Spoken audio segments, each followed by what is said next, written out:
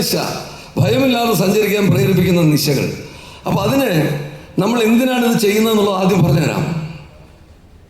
രാത്രിയും പകലും എനിക്ക് വ്യത്യാസമില്ലാതെ സഞ്ചരിക്കാനുള്ള സ്വാതന്ത്ര്യം ഈ സമൂഹത്തിലുണ്ടെന്നും ആ സമൂഹത്തിലുള്ള സ്വാതന്ത്ര്യത്തിന് എനിക്ക് മാനസികമായ വിഘാതങ്ങൾ എന്തെങ്കിലും ഉണ്ടെങ്കിൽ എന്നെ കൈപിടിക്കാൻ എൻ്റെ പോലീസ് സേന ഉണ്ടെന്നുള്ള തിരിച്ചറിവ് കൊടുക്കുകയാണ്. തിരിച്ചറിവ്. ഇപ്പോഴും പോലീസ് സേന തയ്യാറാണ്. രാത്രി ഏത് സ്ത്രീ എന്തിനു വിളിച്ചാലും നമ്മൾ പോവും. പക്ഷേ നമ്മളെ വിളിക്കാൻ പറ്റുമോ ഇല്ലയോ എന്നുള്ളത് ആർക്കും അറിഞ്ഞുകൂടാ. എന്തെങ്കിലും ഒരു ആവശ്യമുണ്ടെങ്കിൽ പോലീസിനെ വിളിച്ചാൽ എന്തായിരിക്കും പ്രതികരണം?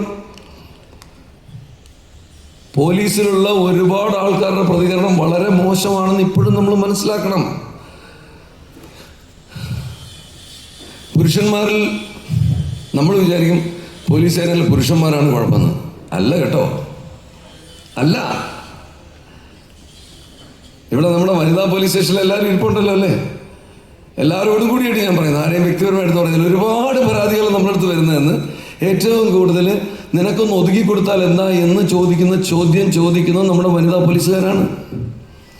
കുടുംബത്തിൻ്റെ ഭദ്രതയ്ക്ക് വേണ്ടി നമ്മളൊരു വിട്ടുവീഴ്ച ചെയ്യട്ടെ എന്ന് ചോദിക്കുന്നത് നമ്മുടെ വനിതാ പോലീസുകാരാണ്. കുടുംബത്തിൻ്റെ ഭദ്രതയ്ക്ക് വേണ്ടി വിട്ടുവീഴ്ച ചെയ്യേണ്ടെന്നൊന്നും ഞാൻ ആരോടും പറഞ്ഞിട്ടില്ല, പറയുകയുമില്ല. പക്ഷെ ആ വിട്ടുവീഴ്ച മുഴുവൻ സ്ത്രീയുടെ മാത്രം ഉത്തരവാദിത്തമാണെന്ന് നമ്മൾ കരുതുന്നിടത്താണ് അപകടം.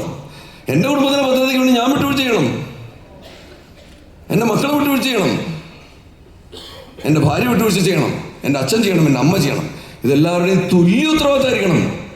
ഈ വിട്ടുവീഴ്ചയുടെ പണി മാത്രം പെണ്ണുങ്ങളെ ഏൽപ്പിച്ചിരിക്കുക. അതൊരു നാടാണ്.